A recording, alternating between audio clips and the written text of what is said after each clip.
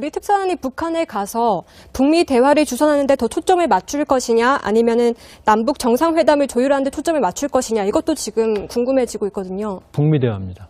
북미 대화. 지금 대통령께서 말씀하셨듯이 사실은 지난번에 김여정이 평양으로 초청을 했을 때 원래 이제 정상적인 외교 의전에서는 이 초청을 하게 되면 고맙다. 빠른 시간 내에 방문하도록 노력하겠다. 이게 정답입니다. 예. 근데 여건을 만들자라고 말했다는 얘기는 사실은 정중한 거절입니다. 그러니까 지금은 정상회담의 조여전이 아니고요. 정상회담을 논의한다고 그러면 이 출구 전략이 가동된 상태에서 아마 하반기 네. 북한 구구절 아마 언저리 8.15쯤 되겠죠. 그때쯤에 이러이러한 조건이 되면 가능하다라고 말을 할 겁니다. 또 우리는 6월 지방선거가 있기 때문에 지금 가서 정상회담의 일정을 세부적으로 논의하거나 할 경우는 정책 부담이 너무 크죠. 네. 그렇기 때문에 이번의 핵심은 물론 정상회담도 북한이 원하는 게 정상회담입니다. 예.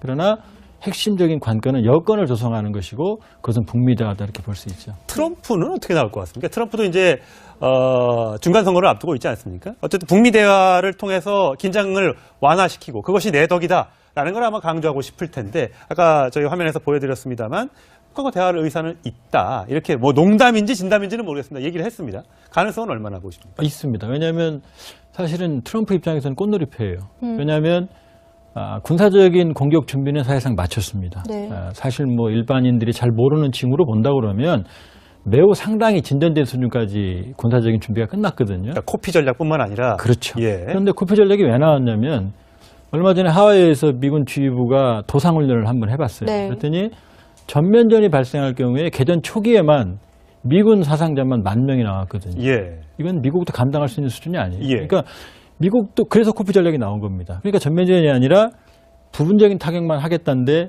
그 결과는 전면전을 비화될 개연성이 있는 거죠. 예. 그러니까 트럼프 대통령 입장에서도 군사적인 카드는 정말 쓰기 싫은 카드죠.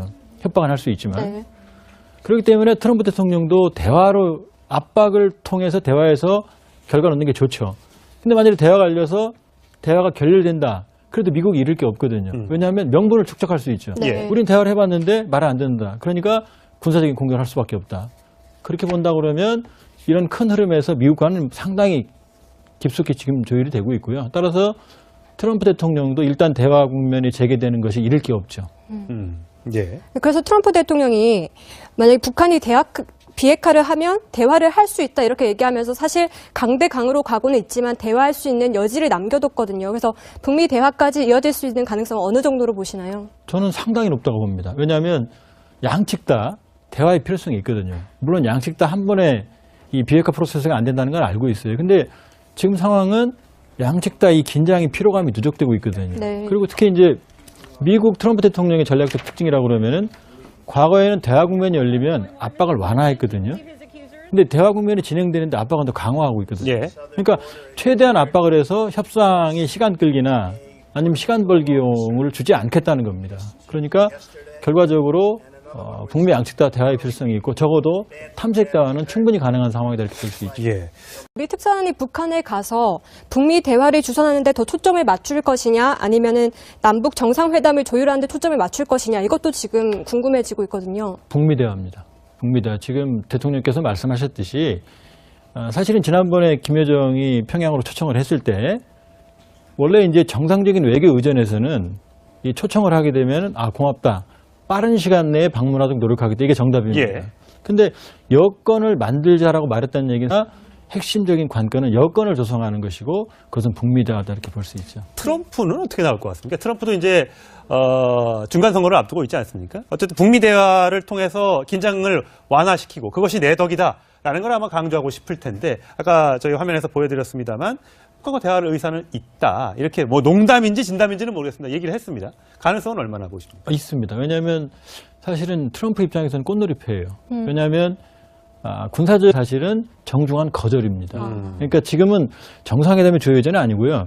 정상회담을 논의한다고 그러면 이 출구 전략이 가동된 상태에서 아마 하반기 네. 북한 구구절 아마 언저리 8.15쯤 되겠죠.